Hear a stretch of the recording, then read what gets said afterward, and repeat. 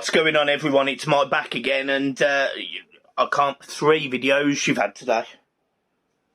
Wow. So obviously the news broke while me and Mills were doing our video. We were recording a video. The Rafa Benitez had been sacked as Everton manager. Some people are reporting an £8 million payoff, which I don't think it would be that. But it might be. Look, who knows? I don't know. What I would say, it was a good move. We needed to sack him. He needed to be earlier, in my opinion.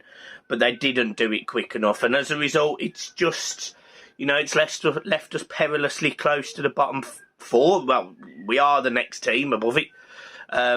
Newcastle, Watford, the league would look much worse if Newcastle hadn't conceded yesterday. Norwich obviously beat us. You've got real mess. Burnley are down there as well. And you've got Everton literally just sitting just above it. Leeds winning today away at West Ham. They'll have a lot of confidence going into their next run of games. So I thought, well, this is an opportunity. Both me and Millsy pretty much agreed that we'd give Ferguson the role, whether it be a temporary basis, an interim basis, whatever basis, and however long you want it to be. But I think we both pretty much agreed that my preference was Ferguson. But if they wanted to go and get a new manager, I'd probably, at this moment in time, if it was a permanent, I'd probably look at someone like Rooney, because I don't think we'd attract Potter or someone like that.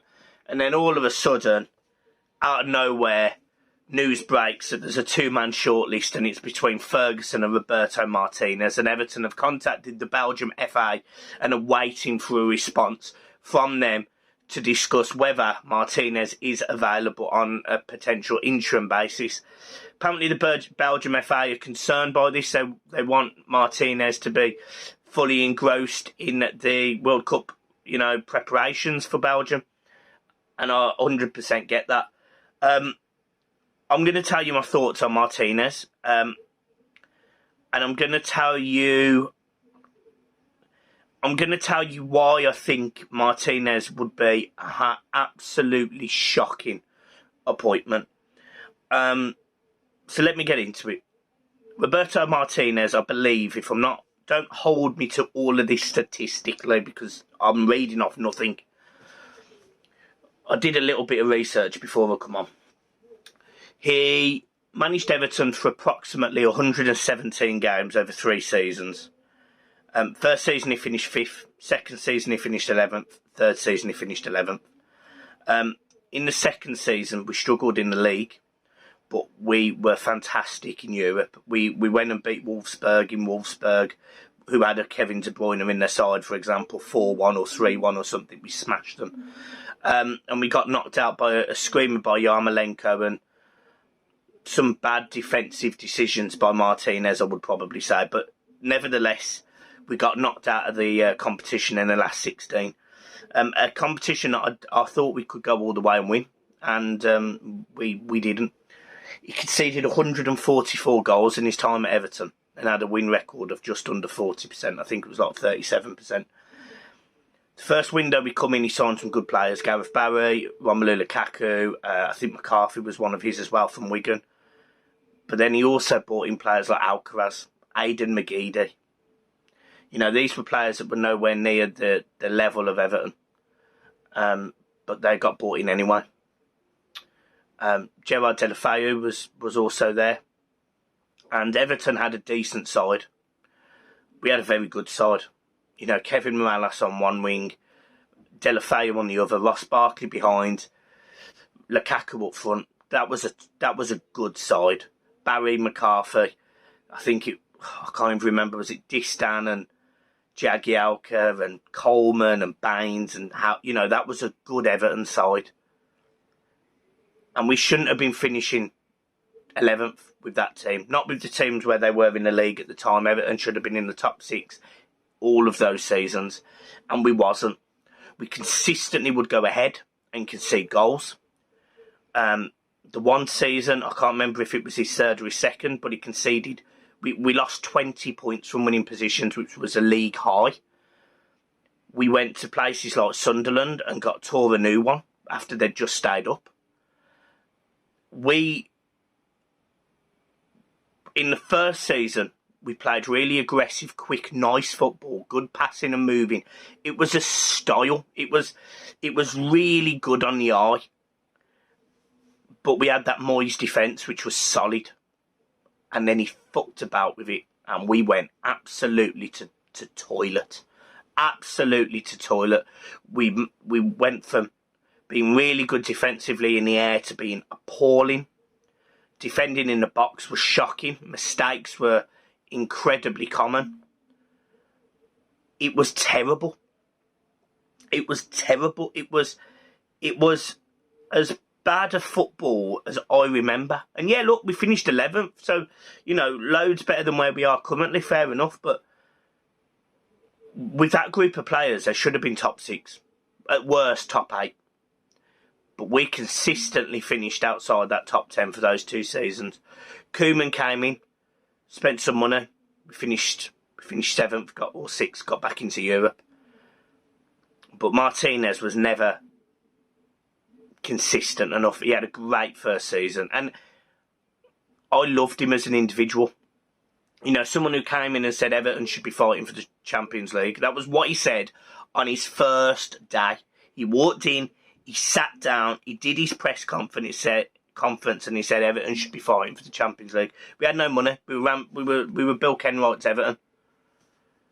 He got sacked within 7 weeks or 8 weeks of Mashiri coming in. I seem to remember it being the last weekend in February, if I'm not mistaken. And by May, he was gone. And if you remember, David Unsworth took the last game of the season, and we won 3-0 comfortably. We, as a football team, right now, need someone who can grind out wins. 1-0s, 2-1s. That's what Everton need. And Roberto Martinez is absolutely not that, especially on an interim basis.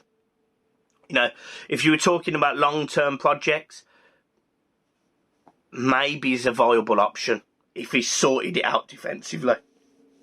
But if he hasn't sorted it out defensively, well, we are literally just, 5 points from the bottom 3. He is not the man to be going and getting. Absolutely not. So then there's the other options, and me and Millsy discussed them earlier. Make sure you watch that video because it's a good video. And equally, there was a matchday vlog out at 12 o'clock as well, so go and watch that. But there's other options. There's Lampard, there's Rooney, there's Ferguson. If you want to go abroad, go abroad. You know, it seems to be a little bit easier to attract managers from abroad. If you want to go and get someone on a permanent basis, go and get Courtier. He's with Nice. I think they're second in the league. Go and get him. He was linked in the summer. You know, if Everton want to move forward, they need a plan. And that plan works one of 2 ways at this point. And I said this a week ago. You either get a manager now for 6 months and see where we are in the summer, or you go and appoint a manager on a 2.5-year, 18-month deal, something like that. You do not go and get a manager who the fans completely turned on at the end. There was Martinez out, scribbled all over the stadium. Literally, there was spray paint, Martinez out, there was banners, there was, you know, Roberto Martinez get out of our club chants at every home game. The Liverpool game was a specific one. I'll never forget it. You know, you've got us watching us getting absolutely dicked. I seem to remember it being 4-0 and Gerrard scored a hat-trick, if I'm not mistaken.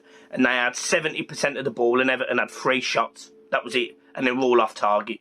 We got absolutely dicked that night. It was one of the most embarrassing defeats at Anfield we've had in a long time. And actually, I mean, since then, I think we've had it even worse. So I'm really not up for Roberto Martinez. And look, any manager that comes in, don't get it confused, I'll back. I'm not going to boo the man the moment he walks on the touchline. I'm not going to do that. But I am going to sit there and have reservations to be concerned. You can turn that, you can change that, you can make me feel like it's a good appointment, you can convince me otherwise. More than happy to do that. You are literally an open book with me. I have my reservations, but that is it. You can easily change my mind.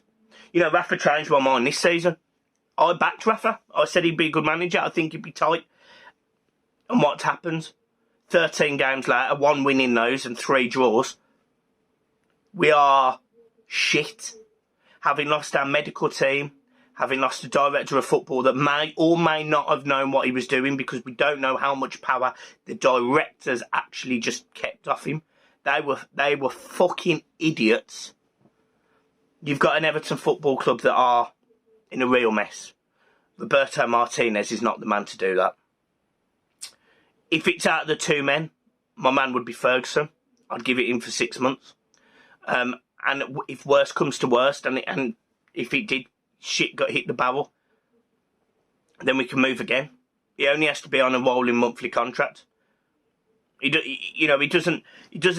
literally can just have go on secondment as first team manager, bring in Leighton Baines as his assistant, or bring in Unsworth as his. I'm not bothered who the number 2 is.